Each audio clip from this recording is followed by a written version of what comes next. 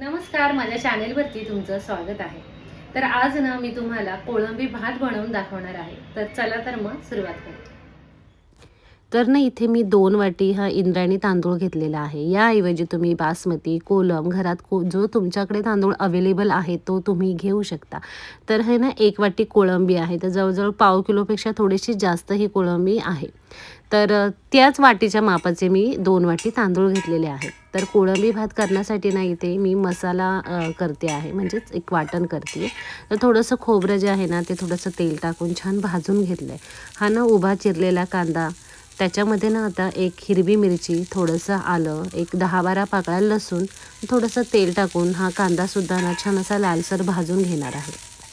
तर ना असं वाटण टाकून जेव्हा कोळंबी भात करतो ना खूपच चविष्ट लागतो। पण जर तुम्हाला वाटण करायचा कंटाळा येत असेल ना तर ना तुम्ही एकदम मोठा कांदा किंवा 2 कांदे आणि 3 टोमॅटो असं तुम्ही फोडणीला टाकून हा मसाला न टाकता कोळंबी भात तुम्ही बनवू शकता।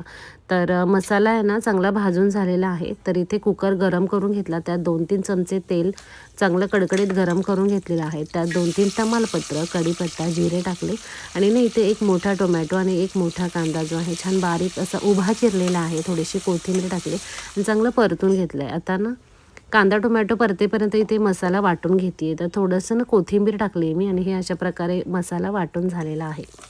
तर कांदा टोमॅटो पण छान परतून झाले। यात मी मसाले टाकते। तर मसाल्यांमध्ये ना इथे मी 1 चमचा मालवणी मसाला, अर्धा चमचा घरगुती लाल तिखट, अर्धा चमचा बेडगी मिरची पावडर, अर्धा चमचे धने पावडर, अर्धा चमचा गरम मसाला, चवीप्रमाणे मीठ, अर्धा चमचा हळद, हे मसाले घेतलेले आहेत। छान परतून घेतले।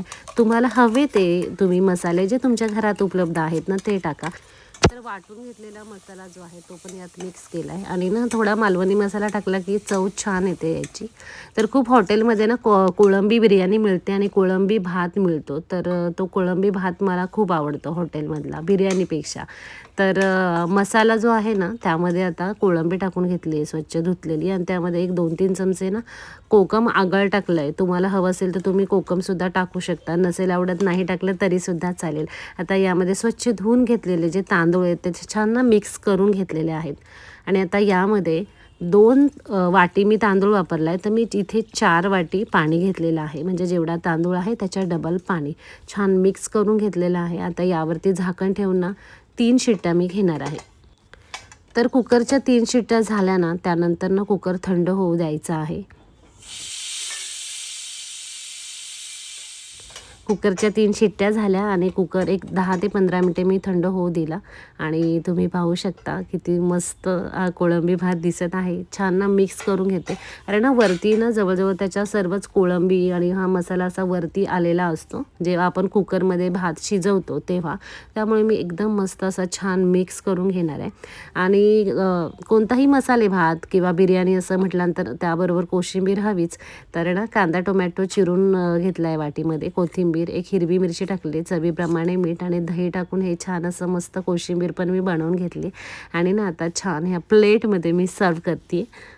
तर हा अशा प्रकारचा कोळंबी भात जो अगदी सोपा आहे, तर तुम्ही वाटण न करतासुद्धा करू शकता। म्हणजे ह्या सर्व प्रोसेसमध्ये फक्त वाटणाचा जो पार्ट आहे तो स्किप करा आणि तुम्ही अशा प्रकारे छान कोळंबी भात करू शकता।